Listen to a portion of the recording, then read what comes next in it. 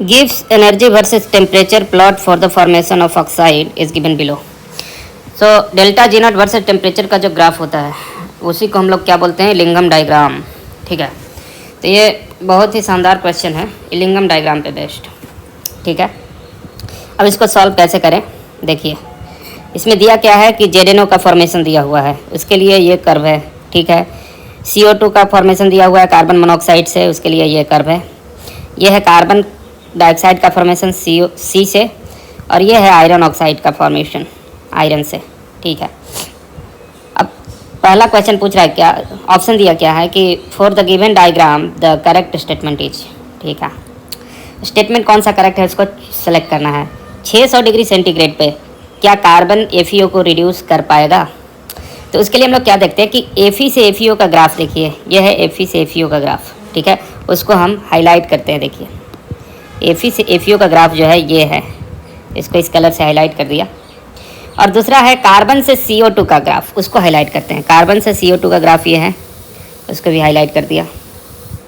अब कंडीशन क्या है कि कार्बन रिड्यूस कर पाएगा FeO को, उसका क्या कंडीशन है कि जो कार्बन से कार्बन डाइऑक्साइड का ग्राफ है क्या वो नीचे लाई कर रहा है, क्या उसका डेल्टा जी नोट ज़्यादा निगेटिव है, किससे, आयरन से आयरन ऑक्साइड बनने का।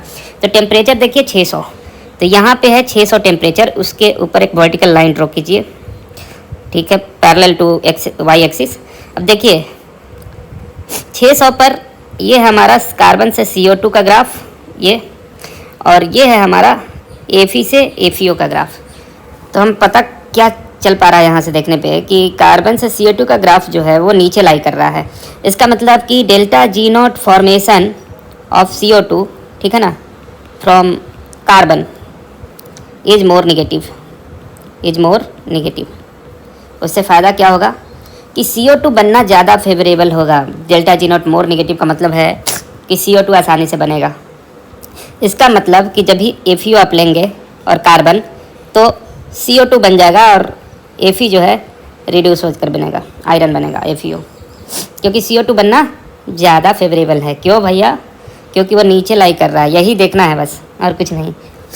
तो कोई भी रिड्यूसिंग एजेंट है ना, इस मेटल ऑक्साइड को तभी रिड्यूस कर पाएगा, जैसे कार्बन यहाँ रिड्यूस कर रहा है, क्योंकि वो नीचे लाई कर रहा है यहाँ पर, क्योंकि वो नीचे लाई कर रहा है इस इलिंगम डायग्राम में उस पार्टिकुलर टेम्परेचर पे जो कि है 600 डिग्री सेंटीग्रेड। होप आप समझ गए। अगला देखिए ऑप्शन। तो पहला ऑप्शन क्या हो जाएगा, बिल्कुल सही। दूसरा है at 600 degree centigrade 600 carbon can reduce जेडेनो। फिर वही टेम्परेचर लिया है, तो इसे वर्टिकल लाइन ऐसे ड्रॉ कीजिए और जेडेनो का ग्राफ देखिए, ये है जेडेनो का ग्राफ, उसको हाईलाइट किया जा रहा है। ये है जेडेनो का ग्राफ, और कार्बन का ग्राफ देखें तो ये ऊपर लाई कर रहा है, ऊपर। इसका मतलब क्या हुआ,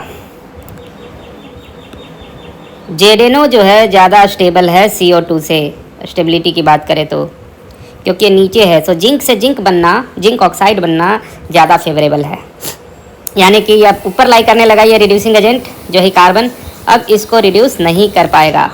तो अगर लिखेंगे जेडेनो प्लस कार्बन, क्या यह जिंक और कार्बन मोनोऑक्साइड बना पाएगा 600 डिग्री सेंटीग्रेड पे, तो आंसर है नहीं।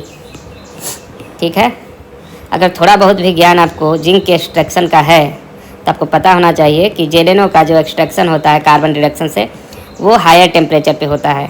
उसके लिए 1000 डिग्री सेंटीग्रेड से भी ज़्यादा टेम्परेचर चाहिए। देखिए 1000 जैसे जा रहा है ना, तब ये क्रॉस करके ऊपर जा रहा है।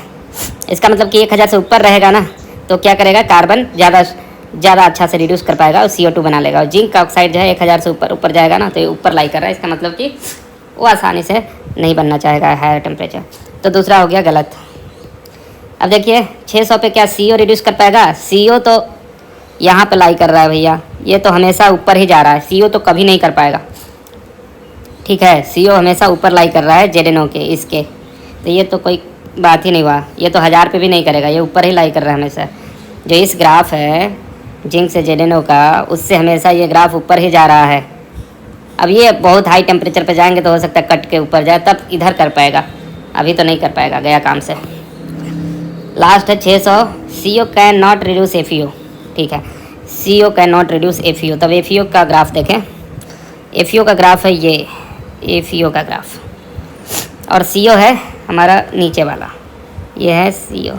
600 की बात करें तो यहाँ टच हो रहा है, ठीक है। तो 600 पर डेल्टा G0 जो है CO2 का है मोर नेगेटिव, यानी कि CO नीचे लाई कर रहा है। CO नीचे लाई कर रहा है तो इसका मतलब क्या हुआ कि ये रिड्यूस कर पाएगा इसको आसानी से, ये फिजिबल हो जाएगा, ये फिजिबल हो जाएगा। लेकिन ये बोला कि कांट रिड्यूस, तो ये भी गलत हो गया। तो ओवरऑल आंसर हमारा हुआ पहला। धन्यवाद।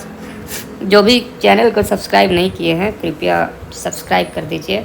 हमारे चैनल में 1000 से भी ज़्यादा वीडियोज़ हैं जो कि बहुत ही कंसेप्चुअल और आपको हेल्प करेंगे सब कॉम्पिटिटिव एग्ज़ाम में, लेकिन सब्सक्राइबर बहुत ही कम हैं। तो कृपया आप सब्सक्राइब करें, थोड़ा सा सपोर्ट करें, और जो भी आपके डाउट्स है आप कमेंट सेक्शन में डालिए, उसका मैं सॉल्यूशन दूंगा। धन्यवाद।